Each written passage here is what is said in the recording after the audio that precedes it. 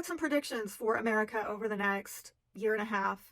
And this has to do with how the North Node going into Pisces, South Node in Virgo during this time frame is going to impact Americans in the US natal chart. And so I've got four main predictions. And prediction number one, this is going to impact communities. We're going to have to find a healthy balance between our ideals versus realities, particularly when it comes to how we relate to the world at large and our local communities. So there does appear to be some tension here versus local versus global. And also, prediction number two, I think we're going to have a change in culture. I do believe we're going to see a restoring of American values and a sense of shared values, which is super positive.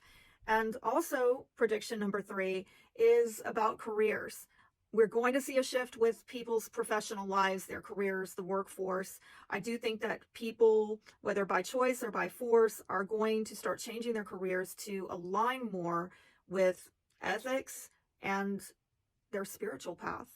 And prediction four, I want to give a bit of word of caution that I do think that some people will get caught up into some false optimism or just being overly optimistic or, passive or avoidant. So we will have to be cautious and grounded about, these changes, because some are going to embrace the change. Some are just not even going to know what to do with themselves. So buckle up. Now, initially in this transit, when the North Node is in the United States natal 10th house, Americans are going to be favoring, and I think you already see it, mainly be favoring leaders with more of a sense of a moral compass and a sense of altruism. Basically, American values. Any kind of leader that steps in that has purely political motivations, motives, intentions, they're probably going to get rejected over the next year and a half. It's just not the way to go, right? And I talked before in my last, I think, 2 videos about how this is going to impact the healthcare industry and the regulatory agencies involved. For example, CDC, FDA, NIH. Those are probably going to be the first to take a hit.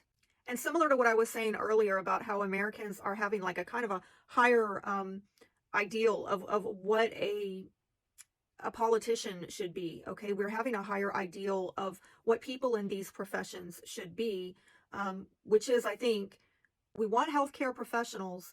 We want them to be focused on improving quality of life and outcomes, as opposed to merely managing sickness and profiting from it. So there's going to be a greater sense of conscientiousness, focus towards ethics and altruism, especially in our communities. You can kind of see this with what's been going on with the Amish going out to North Carolina and helping those people. We're seeing more grassroots, boots on the ground efforts with local outreach and, relieving distressed communities.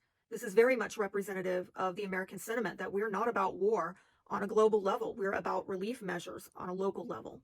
Now, later on in this transit, when the South Node gets into the 9th house, that is impacting more of our legal and educational systems. So we're going to see more ethical and philosophical considerations impacting those institutions. We will also likely see, a cultural renaissance, really, with Pluto, with this nation being in a Pluto return during this time, 2nd house having to do with values.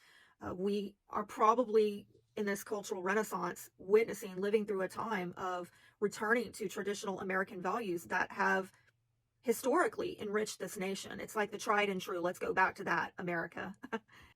Like I said before, there is going to be more of a focus on local communities and co-ops, cooperative efforts, and neighborhood outreaches, things like that. And it is possible with the astrology that the catalyst here is likely having to do with the way people are getting their news locally, issues having to do with local weather events.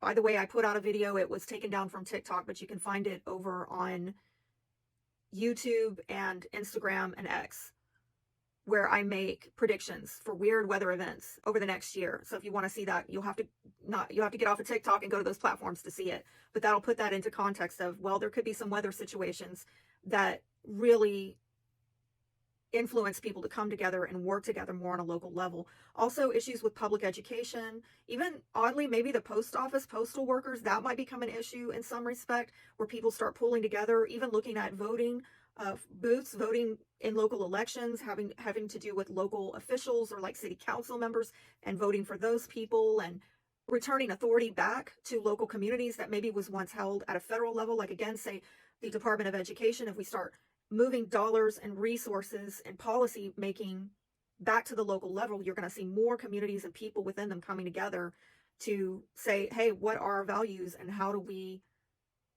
bridge some gaps here and start working together on this? Because over the next year and a half, we're learning to focus more on service than, say, criticism, and bridge the gaps, bridge the divides that have existed between neighbors, between family, and maybe even go so far as to set up like local support systems or families coming together. I definitely see that more toward the end of the last half of 2025.